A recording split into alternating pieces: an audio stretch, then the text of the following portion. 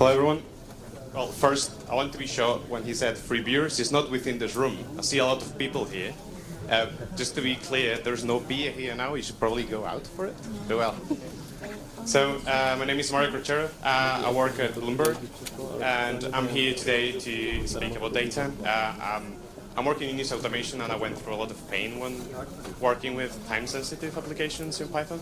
And I just want to share my experience so you don't fall into the same pitfalls. The main takeaway I want you to take from here is if you are doing anything that is really time-sensitive, you'll see there are a lot of problems that can arise. So you really want to check and validate your assumptions. So let's see if this works. Yeah. So first of all, something I really liked, and I wanted to share because this is not just about Python, this is about datetime in general. I had this moment, which is like the Pluto cave, where you see the real world and you see how complex datetime is. So the things like we gave measuring the time for granted, but if you think about it, it's the same problem as measuring distance. We can just use the meter to measure the things, but if you wouldn't have that, how would you be able to measure all the things? So for time it's especially complicated because for meter you can have something physical that can measure it, but for time you just need a constant a recurrent event with as constant as possible, with a frequency as constant as possible. So what I mean is, if you, for example, wanted to, you can just measure the duration of the day or any other thing based on how long it takes to fill a bucket with water. If you're able to fill the bucket in a constant time, so you can say a day takes 100 times to 100 buckets to be filled, right? Lucky enough, we don't use buckets of water; we use the second. And I want to speak about some time standards that, well, the one that we are still using. The first of all is UT1. UT1 is it measures the second as a fraction of the day. The day in the sense of the time it takes for the Earth to do a full spin.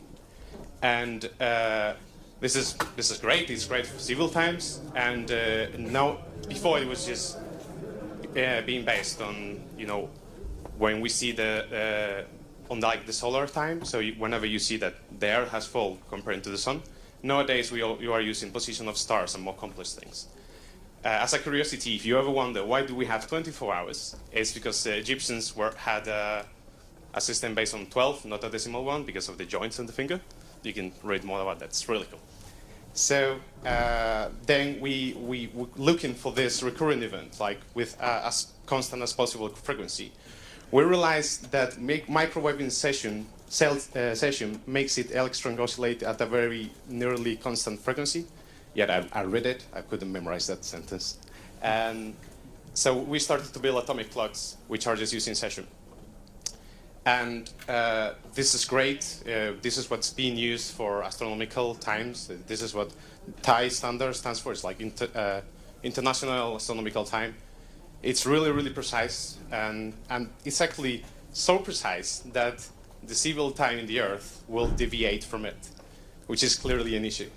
And to see how complex it is to compute it, all those many labs are at the moment engaged in getting this really precise time and measure of the second.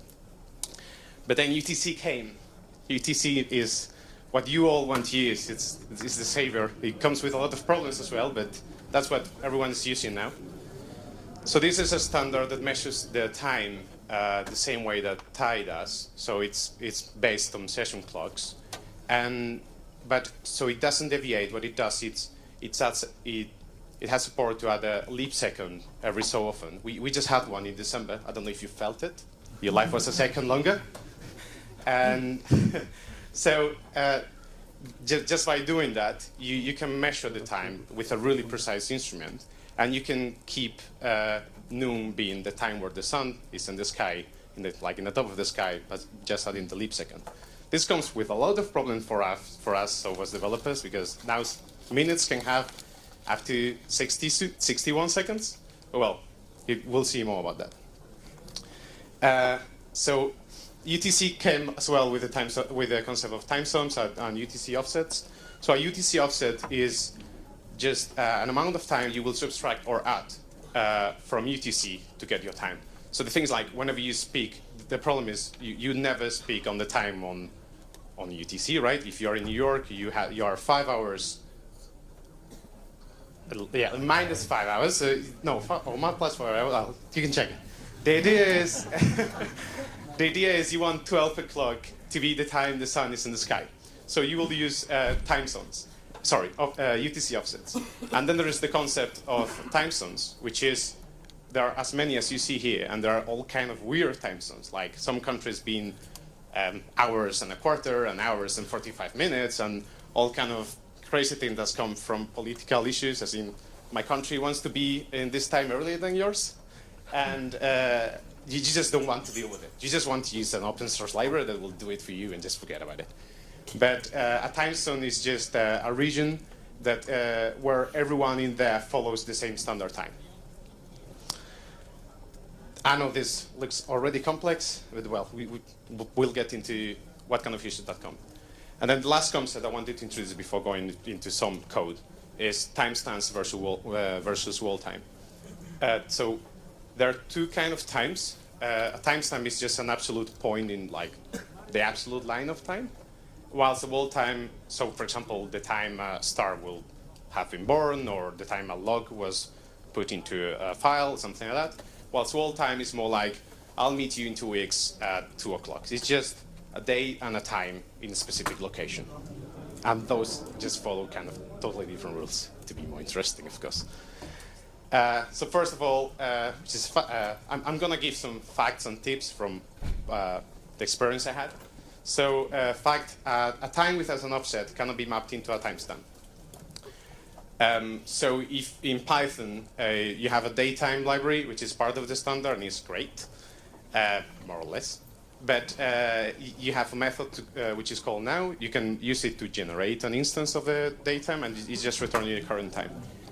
If you just call it like this, it's gonna just give you a datetime without any kind of time zone, and that, you know, where is that date and time? You have no clue, right? I don't want to say it's ambiguous, because ambiguous has all the notation on date and datetime, but it's like it's implicit, the time zones. You cannot get an absolute point of time out of this.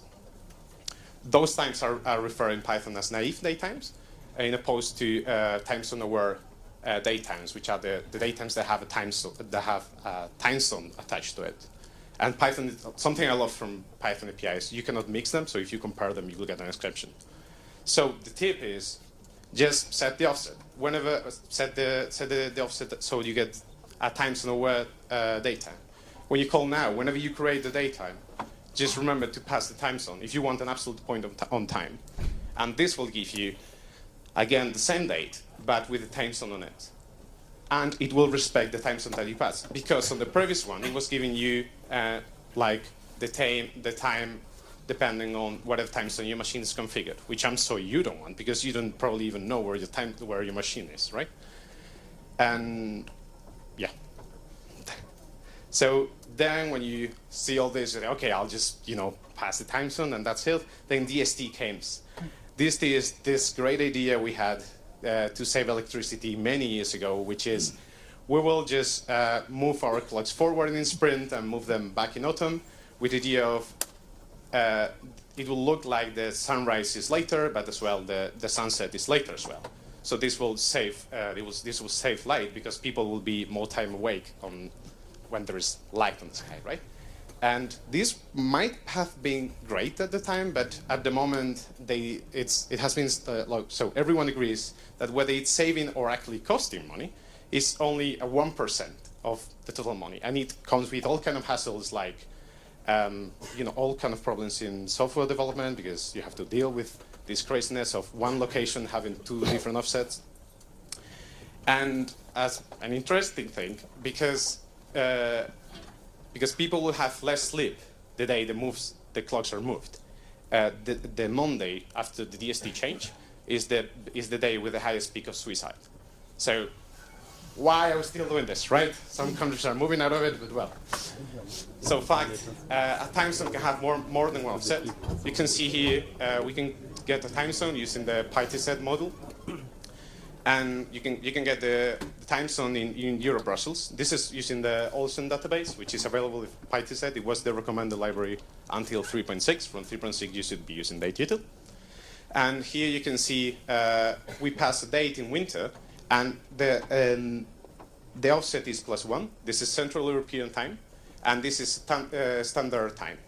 Whilst if you take a date which is in summer, this is Central European summer time. The offset is +2, and you get daylight saving time.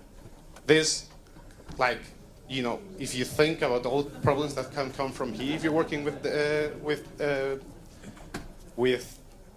time zones that have DST, it's incredible. So my tip is just don't use them.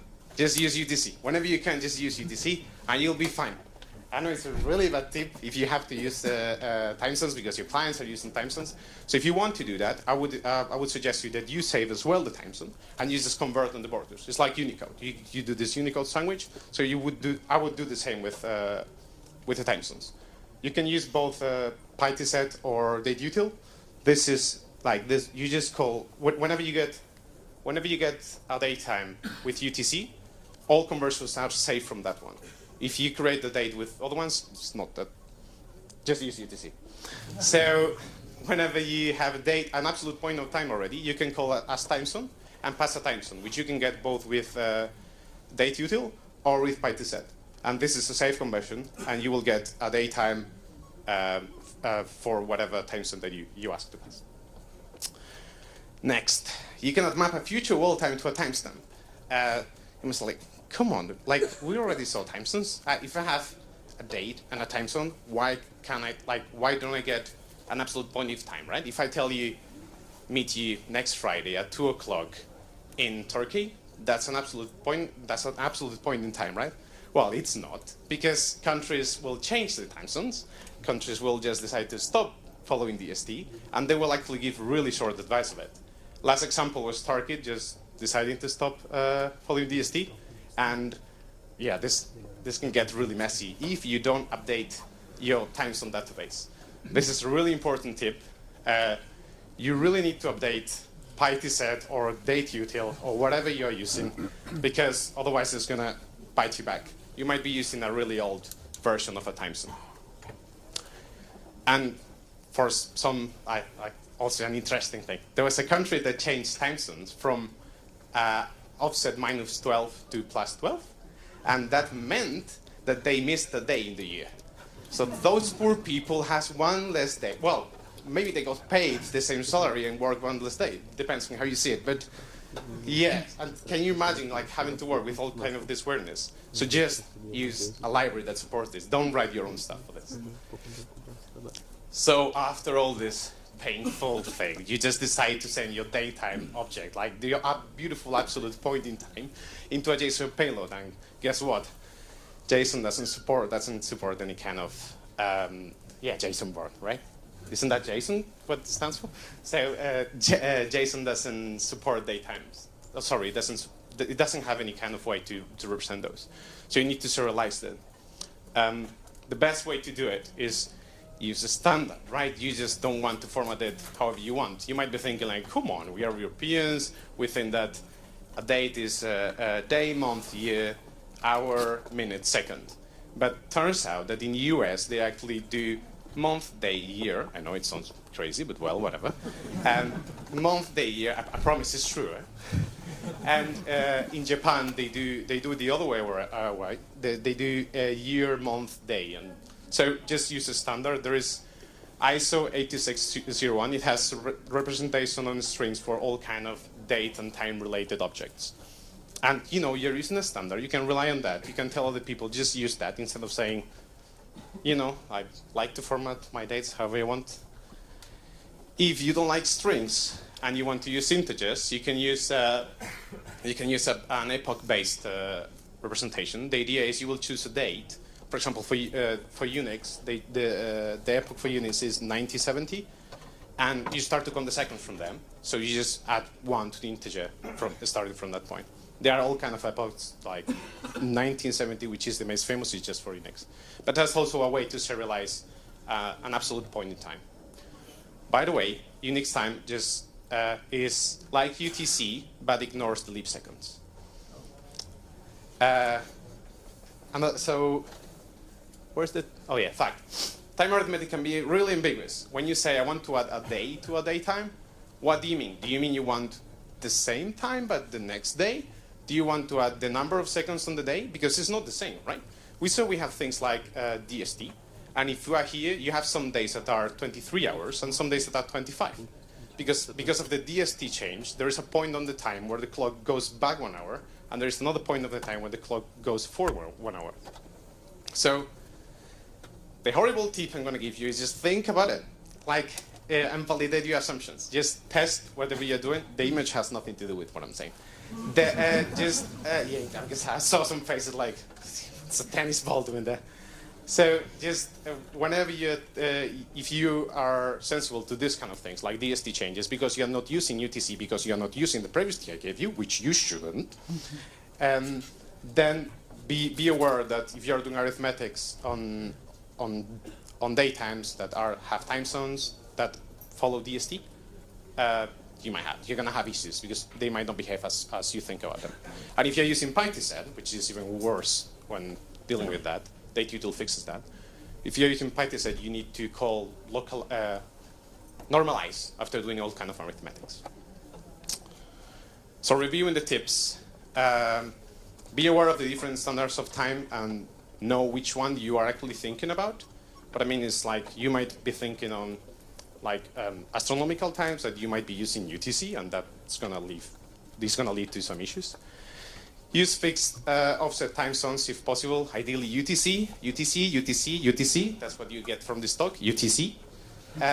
Use as time zones to convert to user time zone onboarders.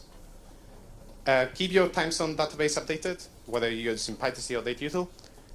Use ISO formatting for if you need to send your datetime as a string. Arithmetical operation can be tricky, so watch out. And remember that future wall times cannot be mapped into a timestamp. Some libraries worth mentioning. PyTZ, just the awesome database, datetime, a lot of cool things, and proper time zone support. Starting from Python 3.6 with the addition of the isFold attribute. Really interesting if you want to read about it. They recommend the library to deal with time zone is datetime.tc. Aaron Pendulum are just drop-in replacement for daytime, and AstroPy is great to deal with leap seconds. And FreezeGun, this is the library that's going to save your life because it allows you to test with times. You can say, I want my test to behave as in it's this day or any specific day. It will allow you to validate that your software behaves as you expect when you have all this kind of weirdness with time. So now we're going to see some code samples, and you have to, there is a camera in the room which is rendering live if you're right or not. And if you think the code sample is good, you put your right hand up. If it's bad, you put your left hand back, up. And there is a camera that will give us the result in lifetime. So first of all, we just get the current daytime, right? We just want a timestamp for our logs, and we call daytime. Hands up. No. Exactly. 95.3% of the people know this is wrong. We have to use UTC. So we have to pass UTC to daytime now.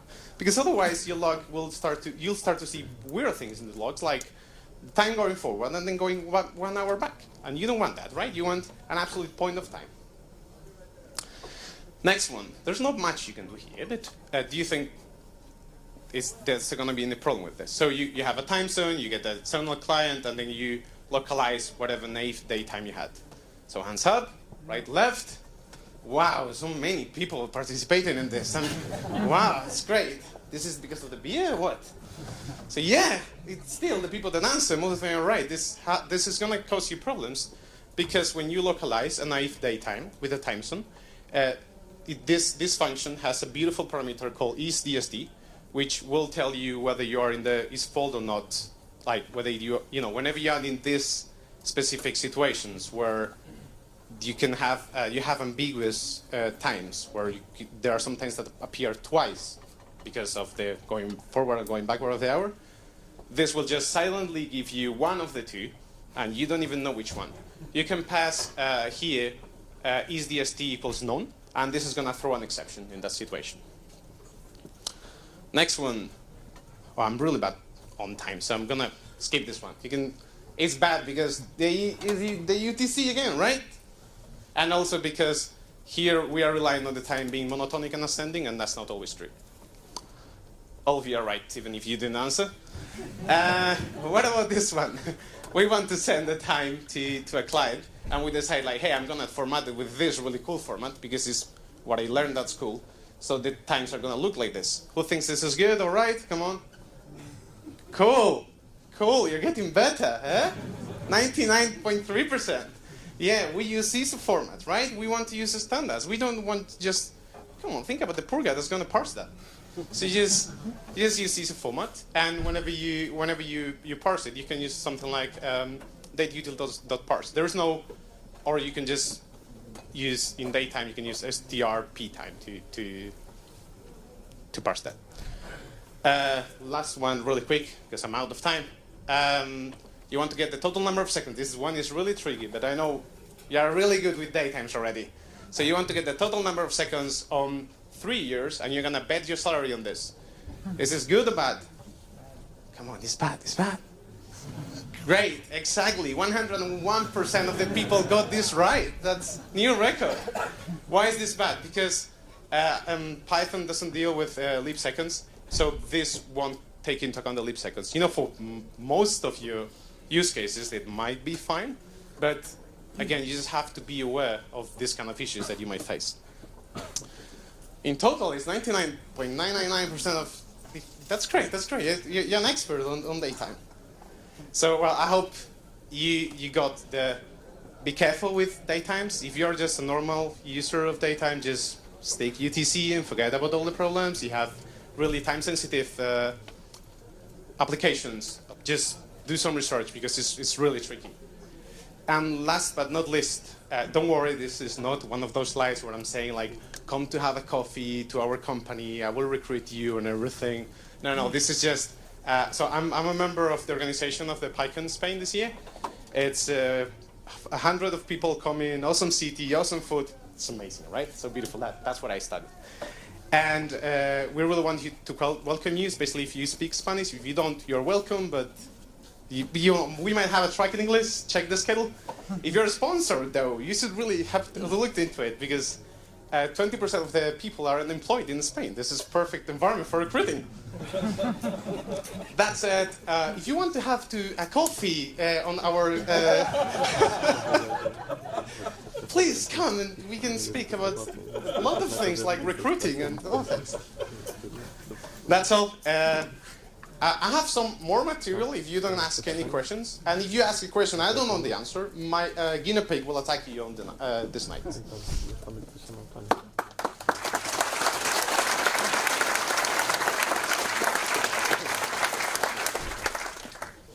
No questions? Oh. I have a question. How should we calculate the number of seconds with the leap seconds?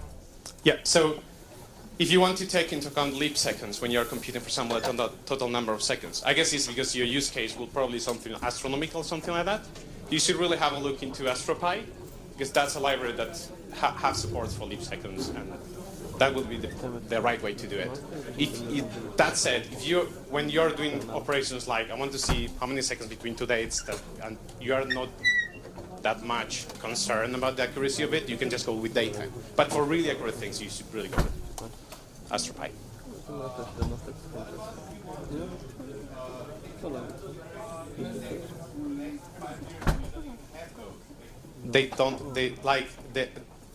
We don't know the next 5 years leap seconds. Like, it's like the UTC just decided, hey, leap second this year. 1 second more for you, so there's no way to know it. Do you know how far data you can work on? So if I have historical data? Yeah, so that's really interesting. It happens as well. I'm not sure about datetime. You can ask Paul, which works. Paul Gans is the main maintainer of datetime. He works in Bloomberg. More promotion here coming.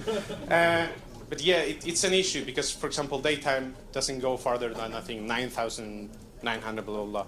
So you would have to, AstroPy again has support for really long, really past dates. So you can have a look to AstroPy. Do you have any tips on dealing with string, or how to parse string? Like, do you have any practical tips on how to parse string representations, and especially unhelpful error message. Yeah, so dateutil has a parser which will try to infer the format. So you can just pass any date to it, sort of like any string to it, and it will tell you, it will give you back a datetime.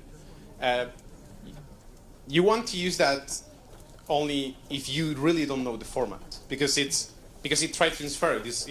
I'm saying it because there is people sending millions of dates to it and complaining about being slow, and Paul hates that, because it really tries to infer it. So if you know the format, or you have a guess of 2 or 3 formats, you can pass to the util like, hey, those are the 2 or 3 formats I think they are. Otherwise, you can tell him like, I have no idea what it is. Just give me back a datetime, and he will do a best effort. You really need to do the format otherwise. I have more content if you don't ask questions. How are you doing with time? It's time for another. It's time for? Okay, cool. So on the slides there is something about what's the difference with UTC and GMT. You can check it. And what's even more interesting is how does the, because we saw all these time standards, but how does the computer works, right? Because like this has a different clock. This is not a session clock. I don't know how session smells, but there's not a session clock here. So there's a protocol called NTP, which is really interesting. If you like this old daytime craziness, have a look to NTP. It's really, really interesting. That's all. Thank you very much.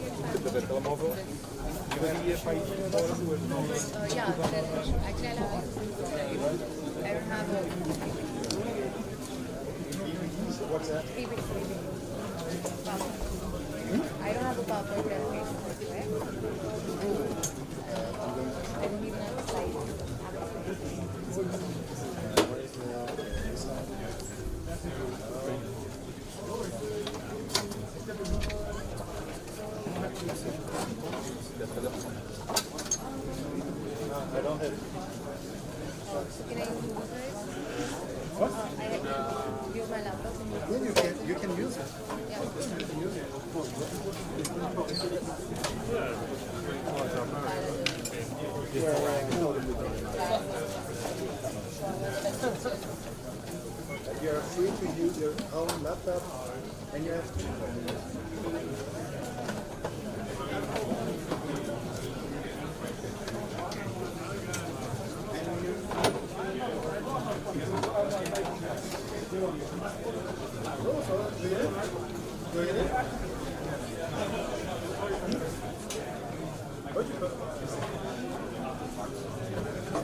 Qu'est-ce qu'ils donnent volé?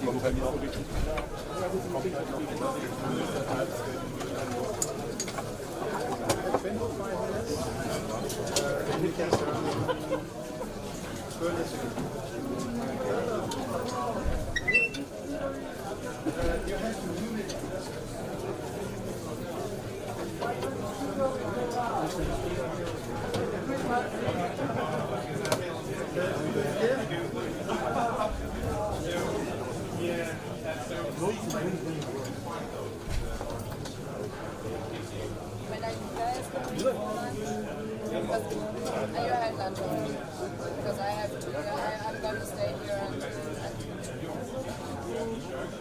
yeah, but there's also an ATM.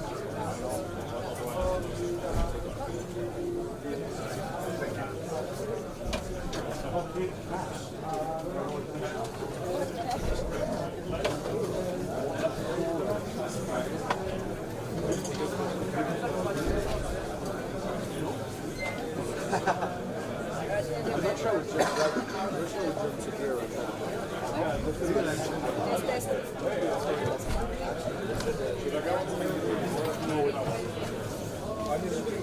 Se non vengono